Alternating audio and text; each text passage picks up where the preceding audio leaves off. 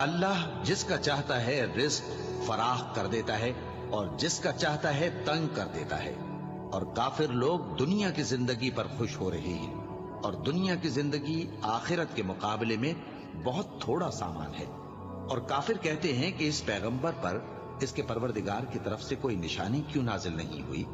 कह दो कि अल्लाह जिसे चाहता है गुमराह करता है और जो उसकी तरफ रुजू होता है उसको अपनी तरफ का रास्ता दिखाता है, यानी उनको जो ईमान लाते और जिनके दिल अल्लाह की याद से आराम पाते हैं उनको। और सुन रखो कि अल्लाह की याद से ही दिल आराम पाते हैं। जो लोग ईमान लाए और अमल नेक किए उनके लिए खुशहाली और उम्दा ठिकाना है। जिस तरह हम पहले पैगंबर भेजते रहे हैं उसी तरह ए नबी हमने तुमको इस उम्मत में जिससे पहले बहुत सी उम्मतें गुजर चुकी हैं भेजा है, ताकि तुम इनको वो किताब